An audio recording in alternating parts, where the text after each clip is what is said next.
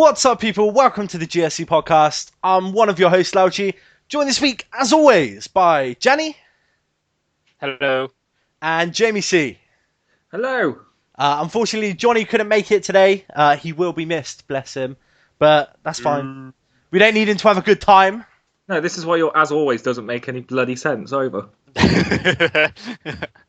This is actually true. Always got to complain about something, you bastards. Jamie, tell me what you've been doing for last week. There you go. All right, we jumped straight in there. Swiftly moving on. Yeah. Well, I didn't want to talk about Bayonetta 2 until I'd finished it. And so I was really worried coming into today, knowing we had to record, that I might only have Toe Jam and Earl to talk about. Because that's what I'd been playing otherwise. But no, so I did actually finish Bayonetta 2 today, so I'm quite happy to come on here and say a little bit about that. If you are a fan of Bayonetta 1, then you'll get more of what you like, but maybe a bit more variety in the gameplay this time as well. There's some nice bits where you get into a giant mech. There's some other little... That kind of happened in the first game towards the end. Oh, but this is more... Okay, yeah, no, but this is more frequent. I mean, it becomes more of a mainstay in the game. And okay. There's stuff going on. There's a lot more aerial combat as well than I remember there being in the first one. And you actually fight on top of a fighter jet as well in this one for a bit. The way you control the jet, some other bits like that. So like I say, there is that variety. You're not just constantly bashing a combo. You're doing little bits here and there throughout every mission. But it is, if you do stick to a campaign, it is quite a short game, as I've just found. But it's still a very fun one. I don't know. I don't want to go into too much detail in it until you've played it next week. I don't mind minor spoilers, man. If they get me more hyped up to play it, because I'm super excited. It's hardly a game you play for the storyline. Let's be honest. I play it for the plot, man. Come on. Yeah. The plot. Yeah. All of that plot. Yeah. Whatever the fuck's going on. Has it still got the one-handed control mode? It's all touchscreen now as well, apparently. Oh, I love it. Quite clean. You can touch the screen. But no, I remember you saying that you played the demo and it kind of gave you a big spoiler about that other witch dying. Yeah. Jean, or however they want to pronounce her name. Yeah. I swear she was just calling her John half the time, just for the fun of it. John! But no, that's right at the start of the game. So okay, don't cool. worry. That is literally the first mission of the game. So that happens early on. I think the big negative I take away from it, and you'll see it when you play, is that half of the cutaways from the gameplay are cinematic, and then half of them are just still images with like audio over the top. Oh, that was the same in the first game as well, wasn't it? Yeah, and it spoils the momentum. It really does. It stops the flow. Because other than the initial loading per level, there's nothing then. It flows really nicely. There's nothing else. But then these little just pop art things just keep coming up like comic strips, and it doesn't work because that's not the style of the game. Well, definitely, if you're going to do that, you have to go all out and make it good, like in Infamous. When you have the like comic book cutaways in that, they actually work. Well, do one or the other. Don't realise that your animation team are behind schedule, so you just put some still images in. That's probably what's happened. But I'm happy coming away from it. I say I don't normally look into review scores, but once again, everybody seems to be giving it 10s and 9.5s. And if the first one was deserving of it, then there's no reason this one shouldn't really be there either, I guess, then. Awesome, man. Yeah. There's All more right. to it. Play it next week. Talk to me about Toe Jam and Earl, This new game, yeah. No, I picked it up on PlayStation 3 a little while ago. Because I had it on the Wii as a download as well, and I never really got back into it. But this week I was just nothing to do on my day off, and I just thought, fuck it, Toe Jam and Earl. Fair play, man. For Bayonetta to come out, that's what it was. Toe Jam and Earl, that's an old ass game, right? It's the old Sega Mega Drive. Do you believe I never played that game ever? You tripping? Fool. I know of it, and I'd like, but I've never played it, man. For me, like going back and playing it now, the nostalgia's there. But if you tried to play it now as a newcomer, you'd be like, "What the fuck is this?" Yeah, leave it alone. Don't play. Cool. Leave me alone as well. I'm done. Oh, you done? All right, Johnny. Hello. Johnny. Talk to me, man. Tell me what you've been up to. Tell me what you've been playing. I'm interested in your gaming life, man. Yeah, I'll start off with some of the gaming life, and then So again, not a lot. I finally finished Danganronpa. I cannot remember if I finished it last week or not, but fuck it, I finished it, and I'm just mopping up some trophies now. So I've already spoken about the last chapter is a bit shit. Moving on. Oh, we actually finally managed to play some FIFA online. We did, didn't we? We sucked. we we lost every game, which was fun. Wait, scored a like really you two versus other people? Right, we play pro clubs, so yeah, we got Scott as well. You play as yourself. But I'm just saying, when Gianni's the target man and we're not scoring goals, I don't know. Yeah. Just leave that one there. The defense has done all they can. I have to hold my hands up. No, fair. It's hard to get back into, isn't it? Yeah, it's kind of you got to get used to it because there's 3 people pushing buttons, and so some players are doing stuff and you're like, what the fuck? So there's a lot of like getting used to and stuff, and also we were playing people who had obviously been playing a lot longer than we had, which was a bit unfair, but there's nothing you can do about that. And everyone seems to. Oh no, sorry, I'm thinking of something else. The other mode we played though, Jay, where the other team just were Real Madrid and just kept pumping the ball into the wings for Bale and Cristiano Ronaldo, and it was incredibly boring. I'm blaming my controller. Yeah. It seems kind of strange that they would match you up against people that are like much better or have played way longer than you. Is there no like matchmaking or anything online, like based on your like ranking or like level or something? When was the last time you ever have you ever? I don't play FIFA, but this is just like that's just common practice, right? You get like a skill ranking based on how well you do in games, and then you're matched against people with similar rankings. That's how matchmaking works, right? Yeah, but you're trying to rationalize something that this is the sort of stuff that really pisses me off about some AAA titles. Is that none of this stuff is ever picked up, and this is why I get annoyed year in year out with FIFA. Because simple things like the Be a Pro mode or the Pro mode just hasn't been touched. And as far as I'm concerned, it's very little has changed in that for 7 years. And then even this, the matchmaking, there is no matchmaking. It is who's got a good connection, who's nearest to you, or whatever. I'm right in saying that, Jay, aren't I? I'm struggling to see the fair play in that because, you put FIFA on and you know people are way ahead of you because you have to be certain levels to unlock certain items. When everyone's running around with big white afros and a pair of gloves, then you know they've been playing long. It gives it away. And that's what they all do. They're all 4 foot tall, white afro wigs and a pair of gloves. Cheating. It's always been my problem. I think you pick up on something there when you say AAA titles year in, year out. But for me, it's the fact that somebody will... They may not be as fortunate as us in that we could buy games more freely. They may have to pick one AAA title, but then they live on it and they do not come off of that bloody game, and that's when you can't do anything about them.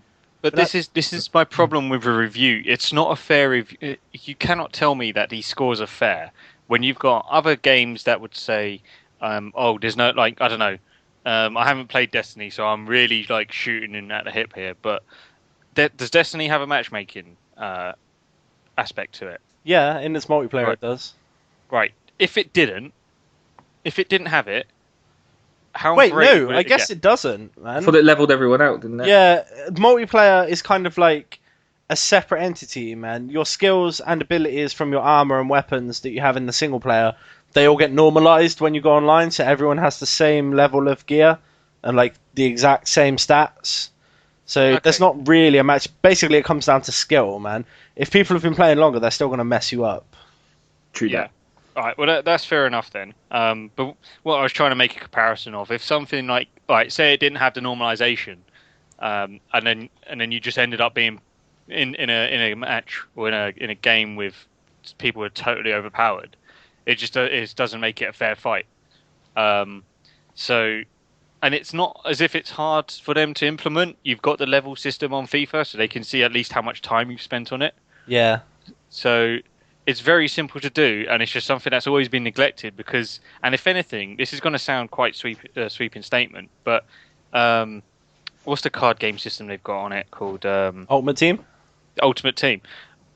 what they've done is they've spent so much time on that, and probably because it makes them a lot of money, but they've just neglected the basics of the rest of the game, which is, the graphics are great, blah blah, and that's why I've still got the new one, but it's still frustrating.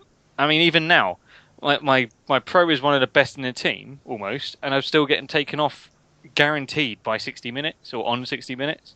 So I don't want to kick the ball out. I try even harder not to kick the ball out, or at least score a goal with my pro before he gets subbed. So that it's, and then again the matchmaking. It's almost counterintuitive. Like it's almost like nobody wants to go on and just get absolutely trumped every single game. And it's kind of why you get quite a few. You get rage quitters because it's not an even fight. And Jay, you must have played in games where you've absolutely just dominated the match, and the other person's had no absolutely nothing to show for it. I mean, is that fun? I can't imagine it would be. I think the only thing you can take away from it now is that in recent years, if somebody quits on you, you now get all the points. So that's something. But it's still frustrating because I've had games where I'll sit through it and I'll have a really nasty 2-1 loss, but I've stuck it out. I've stuck it out to the end. And then the following game, I'm winning 3-0 or maybe 4-0, and they've quit at me. Quit before half time. And you just think, why can't you fucking sit it out? It's not on. You've got to learn from your mistakes and you've got to get better. Yeah. Cheating bastards. But my point is, I mean, if you were playing every single game and it's 4 or 5-0, it's like playing on easy mode on one player, on single player. It's too easy. You just wouldn't. There's no challenge. And if anything, the 2-1 victories, if you spun it round and you had a really hard-fought game and you scored in the last minute like some blinding goal, like you've earned that. Oh yeah, definitely. So this is what I mean. Sorry, we've gone off a bit. There, I've gone off on one a bit here, but that's what this beginning segment's for, Janny. It's just nice to hear you playing something. Yeah, yeah. So that's the one thing I just wanted to pick up on. Really, is that just one thing that I noticed. Maybe it's sour grapes because we sucked and our pro sucks because we've just started basically. So yeah, but no. Okay, so that's what I've been playing anyway. I picked up some Jetpack Joyride, which is always a good laugh. What else did I do? Ah, yes, on the weekend. So I ended up going. I totally unplanned. It was literally like 2 days beforehand that I realised I was going. I went to the MCM Expo Comic Con in London, and well, that was a bit of an experience. I am jelly, Janny. I'm Right. super jelly. I really want to go at some point. Yeah, I think you'd get a lot out of it. If, as a heads up, don't get the general ticket, like the cheapest ticket, on 1 day entry, because we queued for about an hour and a half just to get in. It was like being at Alton Towers in the height of the summer on their most popular brand new ride. It was crazy, right? There was so many people there, and it was kind of frustrating because most of the time you're either in the way of somebody, or someone's trying to get, someone's trying to look at something that you're trying to look at, or we didn't get a lot of chance to talk to any of the artists that were there, or to really absorb the atmosphere. So that was a bit of a downer, but I have to admit, the people who dressed up and made an effort on the cosplay side, they were fucking A. There was so many different ones. There was even what was the cat race from Final Fantasy 14? The Mikote, is that what they're called? Something like that, man. Yeah, there was. I mean, all right. I know with a lot of dress up, there's always an excuse for the show as much flesh as possible. If they're fit, that is so encouraged. Well, I was trying to avoid saying something like that. But yeah, there was a lot of slutty cats. Love it. But they were all in the same, they were accurate representations. So, they were accurate representations of a slutty cat. Of a slut from Final Fantasy 14. Oh, right. I was going to say Google. Yeah. Show me accurate representations of a slutty cat. Serious. If I could spell it, I'll tell you to look up what I'm talking about, and then you'll get the idea. It's So, all right, there was always, staying on the cosplay, there was a hell of a lot of Deadpool, as you can imagine. Of course. there was a hell of a lot of Harley Quinns, a lot of Finns, but there were some ones that stood out that I feel deserve a mention. There was a Adventure Time Simon before he found the ice. It is Simon, isn't it? Simon Petrikov. Yeah. But this was, I think, this is when the crown's taken hold of him because he had a blue face and his hair was like white and straggly. And he had like the jacket on. It was absolutely incredible. There was a banana guard, which I fucking loved because he even shouted "banana guard," which that was crazy. What else was there? Oh, they had a steampunk thing on there, so there was a lot of and I think they were tying that in with because they had the whole Borderlands pre-sequel, or whatever it's called. That is it. Yeah, so there was a lot of Borderlands people there, people dressed as Borderlands characters. Some guy even went to the dedication of having his own claptrap. And I wanted to get a picture, but he'd gone, and it was like as it was rolling, it was like flapping its sides, like arms. That's awesome. Yeah, it was quality. I think it's tech, but that was his 4-year-old child in there.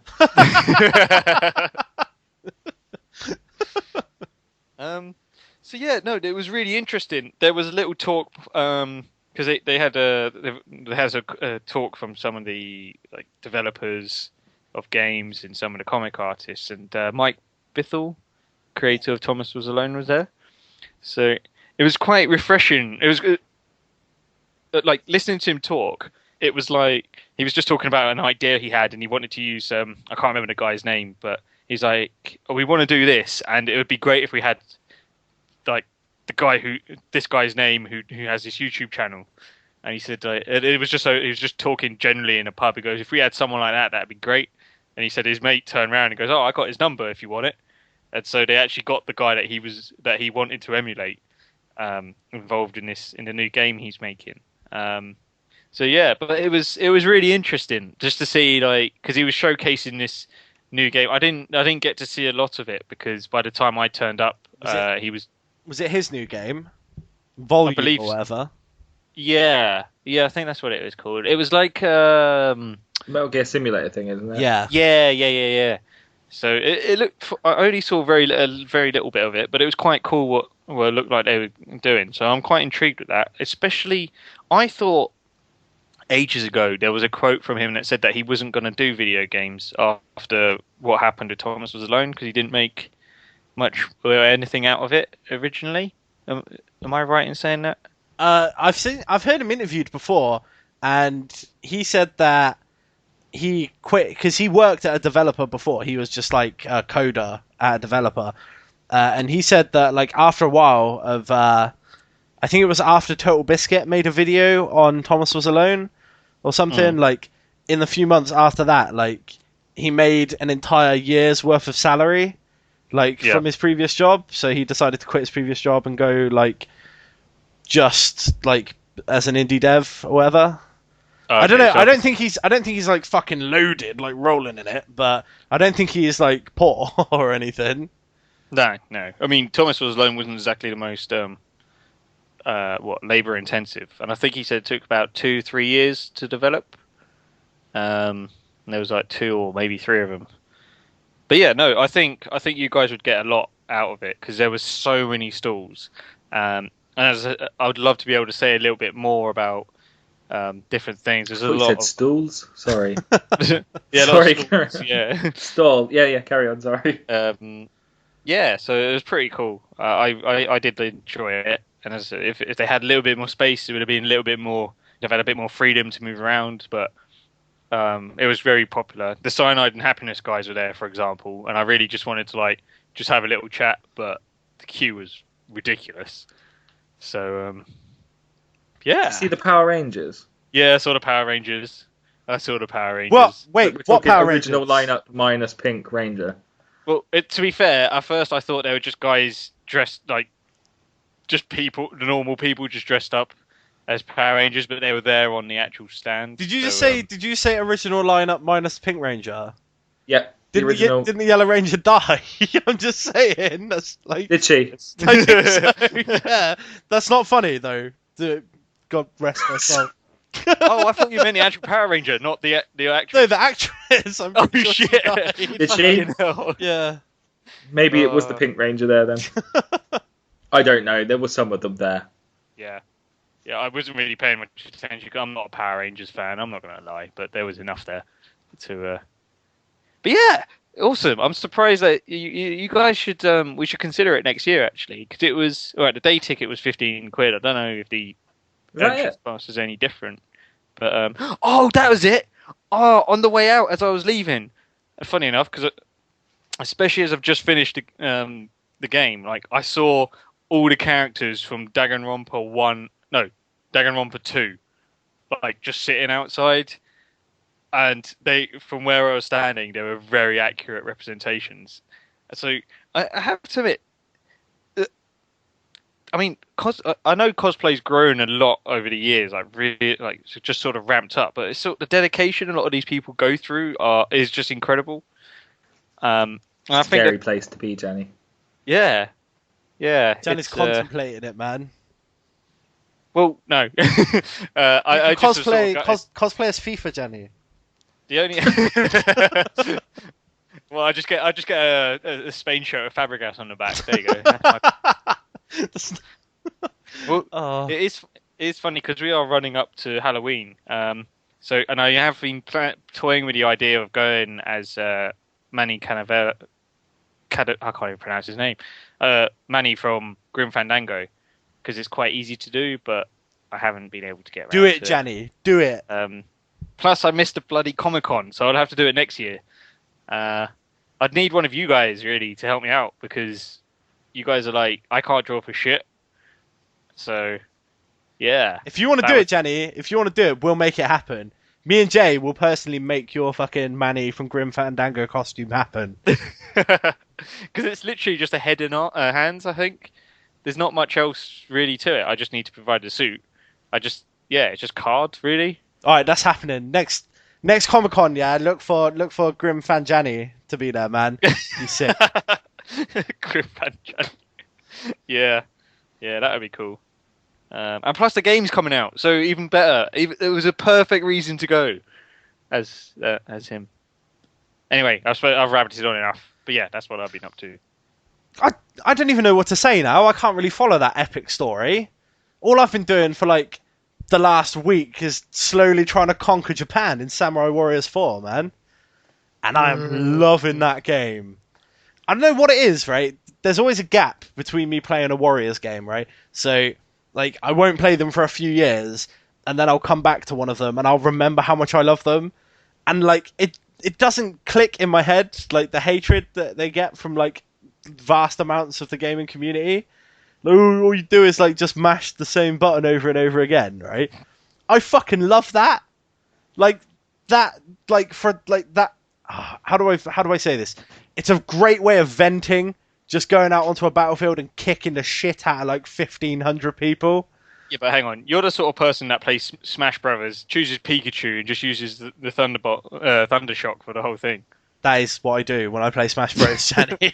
Yeah, but Samurai and Dynasty, the great thing is when you see the blue suddenly flood over the map when like you're taking control. That's the power thing. That's what I like. It's good, man. Samurai Warriors 4, really enjoying it. I guess I haven't played a Warriors game since the one on the Vita, which I think was a launch title back when the Vita came out. It's Samurai Warriors or Dynasty Warriors. If you like those games, you'll love it. It's probably the best looking of those games that I've ever seen to date. But yeah, it's good fun. I've also been playing, and I'm kind of hesitant to like admit it, right? But I started playing Clash of Clans on my phone. Mm-hmm. Yeah. Oh God, no! Wait, that's just clocked in my head. Why? I got a text from a friend, and he was like, "Mate, do you play Clash of Clans?" And I was like, well, no, I don't really play any of those free-to-play games or anything. And he was like, oh, man, like, a bunch of us guys are playing it, and, like, we've all got a clan going and stuff, like, you should play. And I was like, all right, well, I'll check it out. And surprisingly, it's actually pretty fun, man.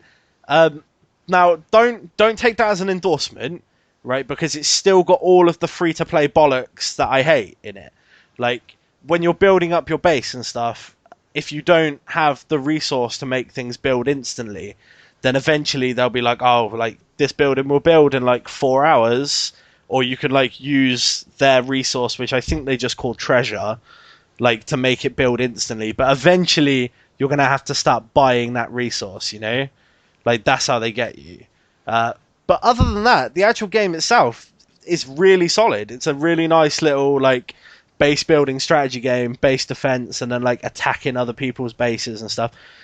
It's the kind of thing that I would gladly buy. You know, if they'd have released it as a full game without any of the microtransaction bollocks and given it sort of like decent cooldowns on the buildings and stuff, rather than the free to play inflated madness that it has, I would have probably bought it full price. The whole online interaction is really good. Sup? Did you just say that you only played it because one of your friends told you to? Yeah. Or rather than, oh, that actually looks pretty cool. You won't. Yeah. When it was free, you still didn't happily go and buy it. Didn't happily go and download it. Well, I mean, I didn't pay for it. It's a free to play game, but I never really. It's not. Mobile gaming is not something that I kind of like look at often, mostly because it's dominated by games like this. Now, just because this game happens to be good, doesn't mean that there's still not aspects that I fucking hate. And pretty much all of the free to play part of it I hate. But the core game itself is good. So what I'm saying is, if it was released as a full game, just the core game itself, without any of the microtransactions or ridiculous cooldown timers, it would be a really, really solid like base defense and strategy game. But as it stands, it's worth playing because it's free, and like the drawback is it's going to be a big time investment. Like if you want to do anything on it, you're going to have to like be waiting a lot of the time. So it's going to be like you flip open your phone, oh, these are done, do a couple more buildings or like do a couple of upgrades, close your phone, forget about it until tomorrow. So okay, actually, I can see where you're coming from. So, taking Dungeon Keeper, because I never played the original, but I tried playing the free-to-play one, and it was just so slow and so irritating and full of like microtransactions. I just had to delete it. Yeah, and I've heard. A lot of people. Yeah, now a lot of people have really, really complained about it because they said that this is actually giving a wrong interpretation of what the game was about before and what it was like to play. And they've purposely slowed it down to milk more money out of you. So I suppose I take back what I said. I see where you're coming from with that. Like if it was a full price game, then and it wasn't so slow, then it'll be a lot more fun. Exactly, and yeah. That's like a ringing endorsement, man. The game is good. The core game itself is really good. It's just wrapped in so much bollocks that, like, I'll be honest, if all my friends weren't playing it, and like I wasn't sort of playing with them to help them out, like I definitely wouldn't be playing it at all. So games, it's not unprecedented that games like this can be released elsewhere without the microtransaction stuff, right? It happens on Steam all the time. Like games make their way over from like iOS or Android store. They appear on Steam, but they've been tweaked and like the microtransactions have been removed and they're sold at a full price. I actually really hope that a version like that of Clash of Clans happens because the game is fun, man. It's just I can't get over the free to play bollocks, man. I'll never like it. But yeah, that's pretty much all I've been up to, man. Good times. Nice, cool. Ranty times. Jamie. Hello. You got our main topic this week. Well, okay. Right, basically, we're getting to this point in the year where we start to get all the big heavy hitters come out. And it got me on to thinking, who's going to be the one who comes out of Christmas the winner? I think this is led by the fact that yesterday Microsoft have announced for the American market, at least just for now, they're going to knock $50 off of every single console deal in America between now and I think they've upped it to like the 15th of January. So that's either the base console or any bundle. They'll take $50 off of it just now as a holiday special. And that's kind of, again, that's Phil Spencer saying, "Come and get it. We're gonna go for this one." So with that in mind, and just thinking about who has the exclusives, who's going to take advantage of Call of Duty, this all sort of come into mind, and I just wondered what you guys thought about Christmas, like who you think's going to win. I'll let Janny go first because I know Janny's going to be very passionate about this. I think it might be a tad too early. But purely, I don't know. I was the thought that the Wii U would have had a price cut before Christmas. It was one thing I've sort of, well, that and the PS4, to be brutally honest. Especially as the PS4 hasn't had one yet.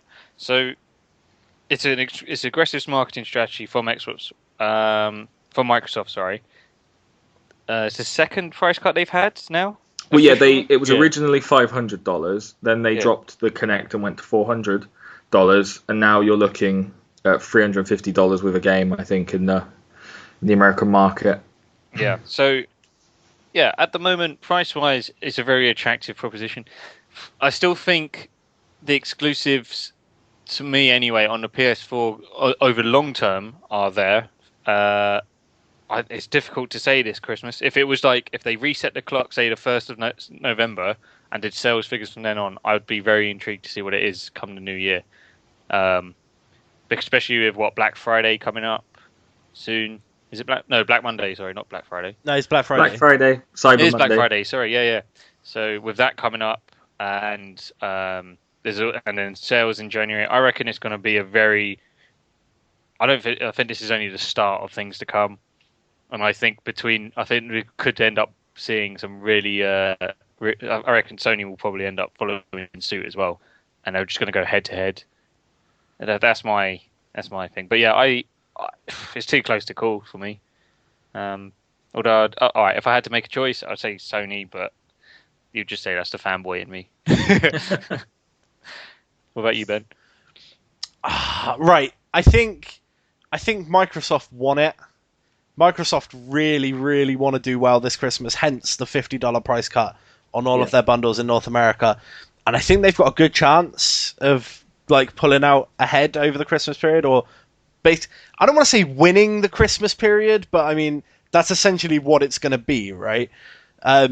They've got a strong game coming out in the Master Chief Collection that Xbox owners or fans of the Xbox.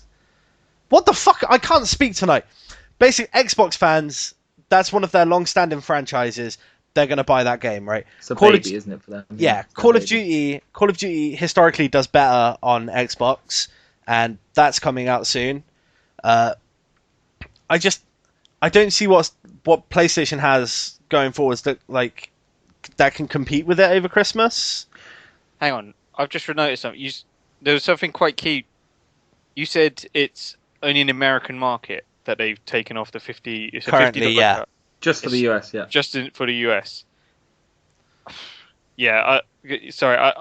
On that basis alone, I have to say, I think Sony have got enough of a market elsewhere to be able to cover that, and I think that because they are so strong and still quite strong in America, I'm not sure if it's going to be enough on a global scale. Maybe in the US they'll win that, but I don't think it'll have enough impact globally. But yeah. But maybe maybe in the US, like for like, but I don't think it's going to be by enough to be able to catch up that shortfall. What does Sony have over Christmas that's exclusive to that console? This is the worry now because Drive Club's obviously been a mess, hasn't it? So Forza Horizon's making Drive Club look like a joke at the moment. And even if Drive Club had released without any problems, it still would have struggled against the likes of Forza Horizon 2. Yep. And then you're going to have The Crew coming out, which isn't exclusive, but that's still coming out in December, which might, could go either way on either console. But I think you're right, Forza Horizon 2 is there. So the others, in a sense, take that backseat already. So Microsoft kind of have that one. But Sony, otherwise, have Little Big Planet 3. Which, I mean, I don't know about the gaming community at large, but I'm done with Little Big Planet, man. Oh, yeah, I was finished after halfway through the first one. and it really looks like they're clutching at straws now, like to try and keep the franchise going. Like, oh look, there's more fucking sack friends now. There's a little gang of them. Like, sorry, I've been quite critical of Little Big Planet, the new. Well, no, sorry, I've kept quiet as much as I can because the problem I've got is it's not a game that was aimed for our sort of age group. I mean, how we must have been around in our early 20s when the first one came out.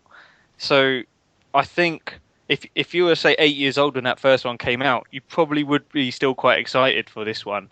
So I'm a little bit on the fence about really going full out on criticizing it because I get it. I understand. I share the same views as you guys. The Vita one was good for a Vita game, but yeah, I don't think there's anything new they can bring to it anymore. And yeah, with the seeing three of the sack friends is kind of it looks like they've run out of ideas. Like what can we do to progress this franchise? Like, yeah, are there any new like gameplay modes or anything that we can add, or any new control options? Nah, let's just add like 3 fucking new sack boys. One can be a bird, one can be a dog, and one can be like a fucking ball bag or something. I don't know. It's dreadful, man. It looks bad. It looks like it honestly looks like they're clutching at straws. So I can't see that doing very well at all, personally. Now Tearaway coming to PS4, that's a different story. That is a completely different story. Yeah, now that's something that everyone, because if you haven't played it, you really should. It's good fun. That's it. The Vita market is small enough for that to still be a new game to some people then.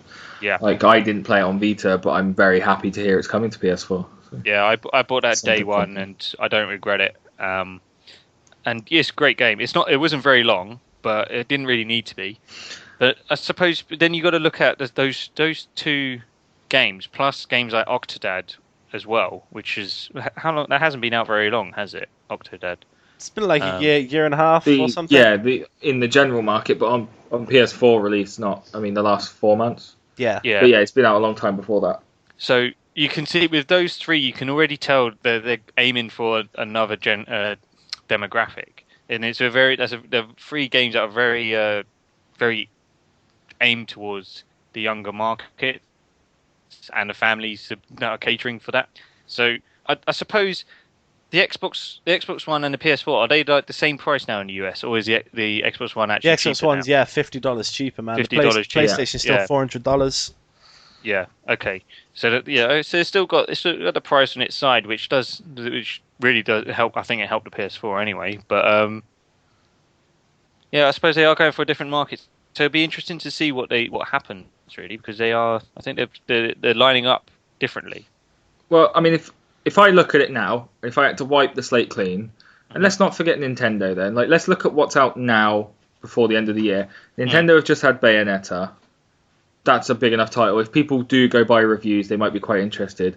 But then they'll look at Microsoft, and you've got that long-running relationship with Call of Duty there, definitely. And then with Sony, people may recognise Little Big Planet, but it's not one of those long-standing characters. If there was an Uncharted this Christmas, an outsider might look at those and think, maybe go with Uncharted. For the likes of us, we've got the know-how and the knowledge of future releases to say, well, in the long run, I still believe the PlayStation 4 is going to be the better purchase. But if I wasn't one of those and I was looking at the market now, I'd look at the likes of Sunset Overdrive. It looks fresh and colourful. And then you've got that Call of Duty experience on the Xbox as well. I worry that might, well, not worry, but I wonder if that might just be enough to tip it with that price cut as well. Mate, it definitely will, man. It definitely will. Right now, as it stands right now, Microsoft have the freshest exclusives on their platform with Sunset Overdrive, Forza Horizon 2, Master Chief Collection. They're going to be getting access to all of the Call of Duty DLC early and stuff like they always do. Sorry, just to add in as well, another one that's not got a date, but it is this year, and that's Ori and the Blind Forest, and that for me is a console seller for me. Like when that was announced, that looked phenomenal, man. So they've got a really strong lineup, and going in with this price cut, nobody's going to touch them this Christmas. I reckon they are going to take Christmas. But if we're talking who has the best exclusives, or the strongest exclusives over Christmas, it's got to be Nintendo, man. Nintendo gonna are say- the strongest Yeah. exclusives over Christmas. Oh, yeah, of course. Yeah. I mean, that's not just released now. People will be forgetting that, Mario Kart earlier in the year. That's not a problem with it aging and being outdated now. That's still going to be a great game over Christmas. Even last Christmas, they had the Mario with cats, the Mario World. Yep. If you're buying a Wii U brand new, don't miss out on that one. Go back and get it. It's still a great game. Well, Now- It's 4-player over Christmas as well. there's still more to come, right? I mean, we've got Smash Bros coming out in November. There's 2 new Pokemon games this year for the 3DS. Oh yeah, if you include the handheld as well, yeah. Like, I don't know, man. If we combine Now, sales of the Wii U and the 3DS for Nintendo, I think like that gives them a much better, like much more of a fighting chance comparing numbers over Christmas. Yeah, it's funny you should mention that. And sorry, going back to the price, surely the Wii U must be around that sort of price or US dollars, as the Xbox One, right? It It's like- I'm not to sure be of the around- American pricing. It's like- probably around $300. Yeah. Yeah, something like that. We're So- charging $250 for the premium one over here. That's pounds. All right, so let's just say, for sake of argument, regardless of if it's set at the same price, right? Out of the two, and I know both of you have both got Wii U's, but which would you choose out of the two? Xbox if you- One. What, the Wii U or the Xbox One for Christmas? Yeah. I honestly would prefer these Xbox One exclusives over the Christmas period. Yeah. Oh wow. I'm loving but then I'm a massive Crackdown fan. You have to remember that, and a massive like old school Tony Hawk fan. And from what I hear about Sunset Overdrive, that's blending them beautifully. Definitely can't wait to get onto that one Friday. But yeah, as much as I enjoyed Bayonetta, it ideally isn't a game that I keep going back to. Like I loved playing it, but it wouldn't be a console seller because I know I'd only probably get the maximum 6 hours. It's only taken me about 4 or 5 to play through. Yeah, I was just thinking, if, like, for me, for example, I don't have an Xbox One or a Wii U, so I would be including the games that have come up to date between now and then up to Christmas as well. Yeah. And for me, it would be the Wii U based on, say, the Mario Kart. Mate. Bayonetta doesn't really sell it to me, but I'd probably end up picking that up, and also Smash Brothers when that's released. Mate, And I just you should pick that up and play Mario Kart with us. You should. It's good fun. I endorse that one fully. Mm. The purchase just- of a Wii U in Janny's, yeah. Yeah, so I don't know. It's going to be a very interesting fight, and there may even be a surprise. So going on with what you were saying about the 3DS, Ben, I do wonder if that because of the games that are now available for the Wii U, I wonder if some people will be thinking, well, they've got a 3DS, we'll get a Nintendo Wii U as well. So we'll see how it pans out. We'll talk about it next year when it all dies down a bit. But Well, I think you should give us those numbers you've got then, Janny, and then we should come revisit them. All right, hold on. Okay. Before you do this, yeah, are we not counting the Vita out, eh? Yeah, we are counting that one out, yeah. What? Freedom Wars. Freedom Wars is coming out. It's People, out this Friday. Who would have known that, though? me, Yeah, I didn't. I know Freedom Wars is coming out. If any of you listening have a Vita, please look at Freedom Wars, man. It looks absolutely awesome. Okay, Janny, go with the numbers. Okay, all right. Well, we'll talk about the Vita first. I'll give you the Vita number first, right? Global sales, they Price have to date, right? to date, global hardware totals from VG charts, 9 million. So that's 9 million Vita sold since launch. The 3DS, in comparison, is 45.8 million. So That's a lot. that is a domination. Okay.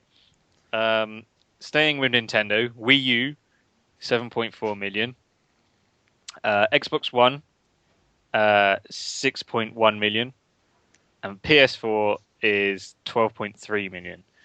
So, I actually understand the percentages on this now. That Xbox One number will be above the Wii U number after Christmas, guaranteed. Oh, yeah. Ooh. I think it's got a couple million in it between now and New Year. Yep, I reckon. Okay. I reckon so too. So which one do you think will breach? Do you think either will breach 10 million sales? So the Xbox One would have sell just under 4 million. That might be a stretch. Yeah, With maybe 2 months of the year left, I think they could probably do just over 1 million a month. And Yeah, the Wii I U reckon- would have to sell just over 2.5 million. That ain't happening. I Between think now and the Christmas. Wii U with the Smash Bros release, I think you have to remember, although people already have 3DSs, that did sell 1 million units of Smash Bros on 3DS in the first couple of days or the first week. So I think they could probably get 1 million console sales before the end of the year. Probably Yeah. 1 million more. Okay, I'm so inclined to agree. So based on that alone, so bearing in mind the PS4 has actually at the moment doubled the amount of global hardware sales. Do you really can you see how? So if it does, you don't see it going to about 10 million by the end of the year, is that really big enough of a jump if they don't reach that? I'll tell you what's going to happen, right? The Xbox One is going to go up to like about 8.5 million, yeah? Right, Yeah. after Christmas. The PS4 is going to go to like 13. Really? That's I think what's gonna what you happen. got to think of, the Xbox One now, they've been on the market for a year now, just coming up to that. So in that time it sold, what, 6.5 million? Mhm. You want to try and get over half of that again in 2 months? No, I think it would be too much of an ask for them. I think they have got the right man in charge now, and I think they are changing everything to get it going in the right direction. But I think nearly 4 million in the last 2 months of this year might be too much of an ask for them. This is what I mean. So I personally, I'd say 1.5 to 2 million for probably about 1.5 actually for PS4. About 1 million for PS4, about 1.5 for Xbox One, and I'd probably say, about 700,000 for the Wii U. So they'll be on 8.5 million units. No, that's wrong. Well, whatever. So those are the sort of Numbers. volumes I'm thinking of. Right, yeah, the numbers I'm thinking of. 3DS, can you really, that's on 45.8, or say 46 3DS will million. just continue to dominate the handheld market, man. Do you think? The Vita don't you have a think- ghost of a chance, man. And No, remember that the granted. new 3DS is just launching now in Japan. That'll count into those figures as well because it's still technically the same machine. That will count in 3DS hardware sales. It's just gonna grow and grow and grow. But by the end of the year, can you see it breaking 50 million? It's on about 46 at the moment. I don't think that's too Possibly. much of an ask. Possibly, yeah. Because if you're looking at 2DS hardware with the Pokemon special editions as well, Oh yeah, with new both 3DS, Yeah. the handheld still growing with Smash Bros 3DS sales. I think that could be one of the biggest growers. When you look at the 3DS, it's at a really good price point right now. You can get it quite cheap with some really good games. It's the perfect Christmas present for kids. If kids don't already have one, get them a 3DS. It's going to happen all over the world. You'll get these retailers handing out £100 with a game on a 2DS, and that is a good price point for that to get people in it for a Christmas present. Okay, so just on this then, the final thing I want before we move on is, are we looking at this console war wrong? Because I'm looking at these figures, and the amount of, you cannot ignore the amount of, I know there's a difference between handheld and home consoles, but the amount of 3DSs that have been sold in comparison to everything else. Well, wait, what? So what? You think we should be including And I knew it. handhelds on the same level as home consoles? Yeah. The reason it doesn't get spoken about in the same breath as them is because, like, people are talking about this generation of home consoles.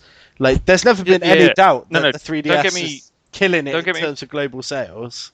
I get that. I get the whole, when they're talking about console wars, it's home consoles. But when people say that Nintendo have failed with the Wii U and blah blah, but I'm starting to wonder if we're actually looking at this rightly, or if people are sort of just disregarding handhelds. And I don't, especially with the changing market, like you can't go a week without reading an article about how mobile gaming is so big and whatever, how the iPhone and the Android devices have all are game changers. But there still hasn't sold Nintendo from selling almost 50 million consoles. Yeah, but there's compared to Sony, who can shift 9 million of theirs. I know you don't have the figures in front of you, but if you looked up the amount of smartphones on the market, right, that number would dwarf all of these combined. Oh, yeah, but hang on. I don't think that's a fair comparison, because don't forget, everybody has a mobile phone. Pretty much everybody has a mobile phone. It's not deemed as normal if you don't have one, right? Even my grandparents have got mobiles, Yeah. right? So all Nintendo, if you're going to make it a fair argument, then Nintendo will just need to make the 3DS or whatever their new one is going to be. It's just got to put it to receive phone calls and send text messages, right? That's all they'll need to do.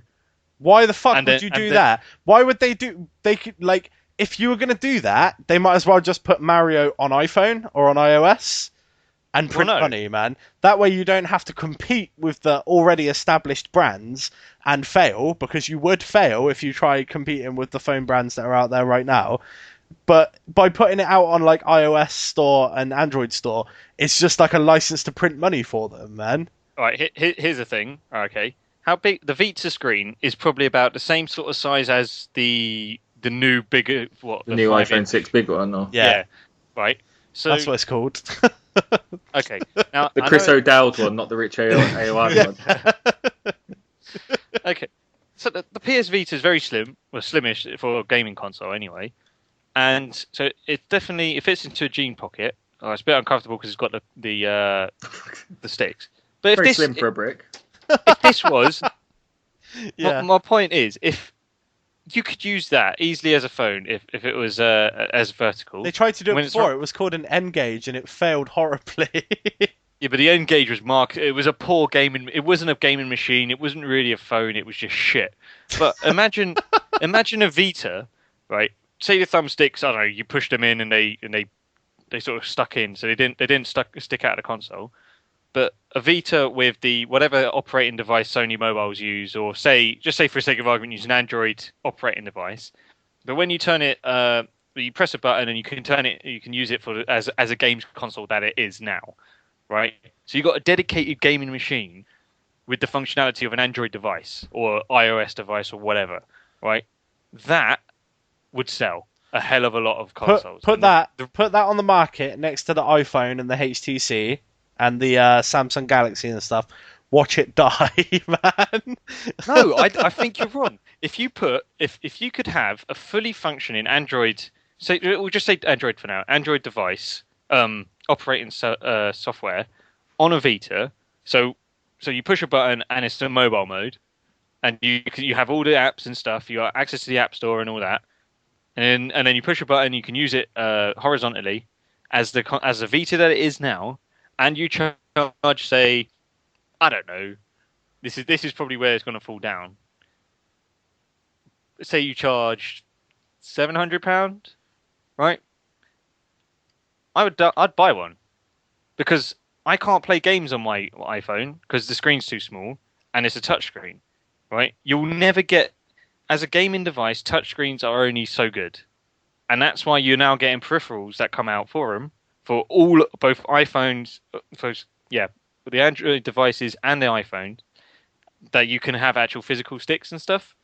So why not? Why have Sony? I don't understand why Sony haven't actually looked at this properly and actually not do such a half-assed version of it. Well, they kind of did a half-assed version of it with the Xperia Play, didn't they? That was called the Vita. They tried to make gaming on the go. They tried to make gaming handheld, and it was shit. So they just What's they a didn't sell shit? them I anymore. love my Vita, man.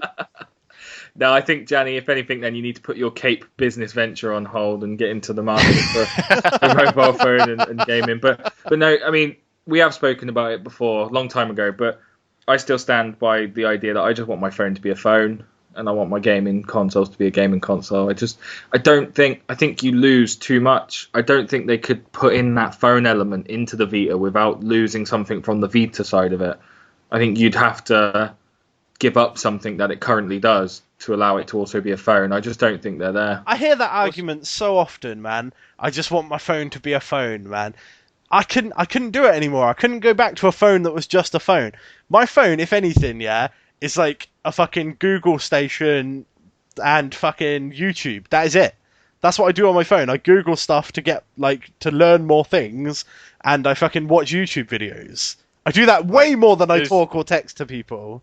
All right, there's two things here I was going to say as well. I mean, personally, I wouldn't have this is where I'm a bit of a hypocrite, because I look at this as what they call the phablets, the massive phones, Yeah. big old screens and stuff, and I just see my iPhone 4S, which is just gotten Americanized and fat. Right, it's just had too many supersized meals and stuff, and it's just gotten too big for its own good, and it doesn't really give you any extra functionality.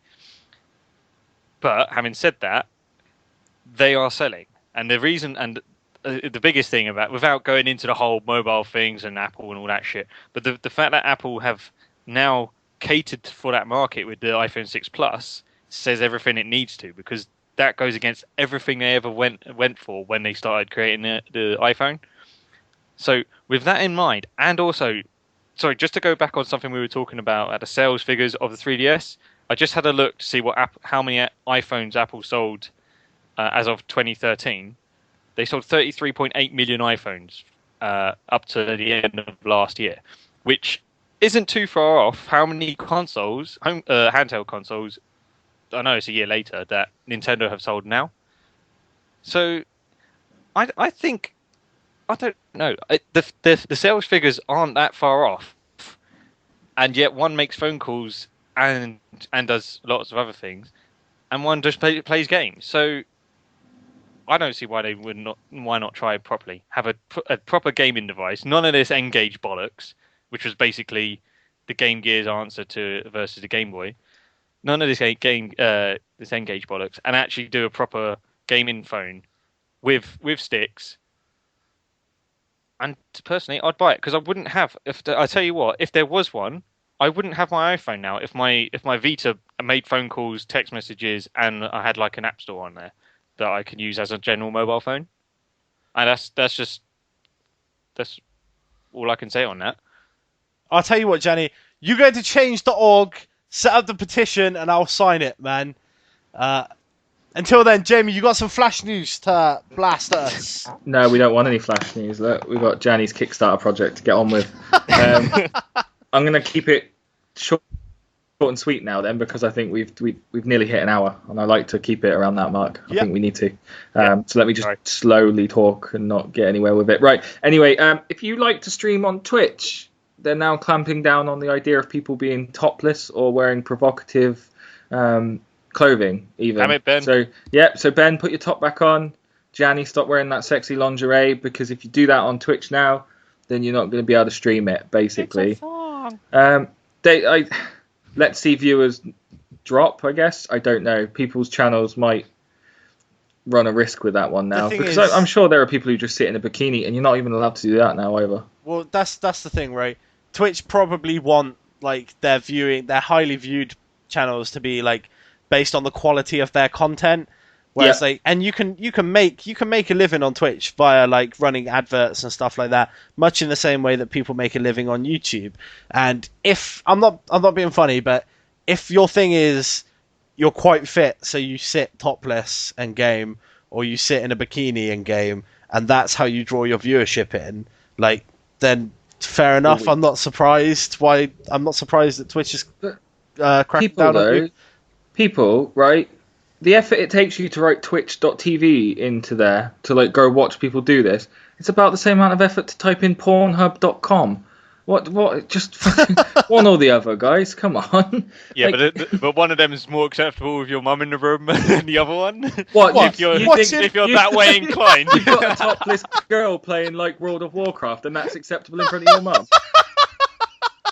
Gianni, I'm just saying. I am not coming around for dinner. I really should have worded that better. It's unacceptable. Me. No, it's not happening, Gianni. Are you one of those nudist families when you go home? Definitely. You live up in the mountains in Italy and nobody wears anything. But they said we couldn't afford clothes, but I'm not so sure. I don't want to know about the communal wine and what you get up to as a family. Moving on. All right, moving on. Keeping in tone with incest, though, Game of Thrones and all that. Telltale Games Game of Thrones will premiere this year. So the first episode will release this year. That's all we know at the moment. Lovely. Is that a purchase from either of you two? Of course. Ben, we kind of knew, because you watched the show as well as being a fan of the game series that they've already produced. Gianni, as a fan of Walking Dead and Wolf Among Us and so on, would you, not watching Game of Thrones, would you still maybe approach this game? It depends on how. I don't know. For me, maybe, because knowing what they did with Walking Dead and how it didn't sort of just follow the series word for word, then on that basis, yes. How are you more excited then, Ben? Like Game of Thrones or the Tales from Borderlands? Oh, both of them are probably going to be good, man. I'm really interested to see what they do with the Game of Thrones license, though. They did fantastic stuff with Walking Dead. Wolf Among Us was absolutely amazing. Just as good, if not better, than the graphic novels, man. Which I hadn't actually read. I played Wolf Among Us first, then went out and read the graphic novels, man. So it's going to be the same thing, right? You're going to be able to play this Game of Thrones game without having any previous knowledge of Game of Thrones and still have fun with it. And knowing more about the universe, you're just going to get more out of it. I just fucking love Telltale, man. As long as it's not like the Hodor Chronicles or something. My concern is that people, some people may buy it having not played the other two or have any knowledge of the other two, and be expecting what they see on screen or what they've read in the books. Which was probably what they'll get, to be honest, because Game of Thrones is all about the talking, man. And then you'll tell them, nothing Jon Snow. I imagine there'll be a bit of fan service, but I can't imagine that they'll, well, actually, was Wolf Among Us anything like the comics, or did they have an artistic license? Very much so, man. The characters and stuff obviously look slightly different. They've gone for their own take on it, much like, Walking Dead had its own art style. That's kind of like the Telltale art style. So we'll get that, but like... Actually, having never read the comics of Walking Dead, does the game actually follow those? No, the game is completely original content. Brand new, Telltale. Yeah. So you get some familiar faces show up here and there. Like Glenn was in season 1, wasn't he? Mm-hmm. Yeah. So. And there were some similarities from the game because I played the game and then watched the series, and there were some similarities, but there wasn't anything like if you played the game, there was no spoilers that would ruin the series. Cheeky little nods to each other, but nothing. Yeah, and if they did that, great. But I don't want to be playing it. Like I can't imagine they'll do it where it's all where it just follows the book, or maybe they would. I don't know. We'll see. Nah, they definitely won't. Telltale do their own thing, man. If they're doing a licensed game, they'll tell their own story in that world, which is exactly what they're going to do with Borderlands as well. So, yeah. So I got faith that they'll do it well, do it proud. Got to have faith, and I also got to go have a wee. So I think we're going to call it quits. Look, bladder is full. The end is nigh. What a delightful way to end. Time to do a Child of Light rhyme and say goodbye. Right. That was awesome. I'm actually impressed, man. I hope people listen long enough to hear that. Or just skip to the end. Thanks to everybody for listening. It's always a pleasure recording these. I hope you enjoy listening to them as much as we enjoy making them. You can find us on Facebook. We're at GSC Games. You can like us on Twitter at GSC Games. We're on YouTube. If you search GSC Podcast, you can find us. If you're listening to us on YouTube, good job. Our individual Twitter tags will be down in the description if you want to get in contact with any of us individually. And we will see everyone next week. Bye. Bye.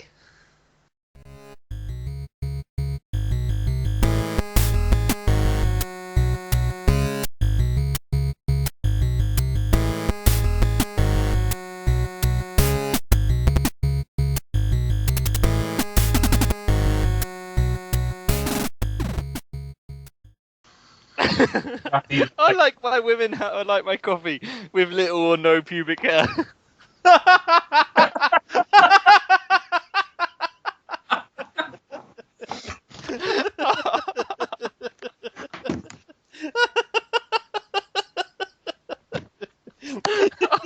That is fucking gold, man. Oh, that is amazing. You're filthy. Oh, Jesus.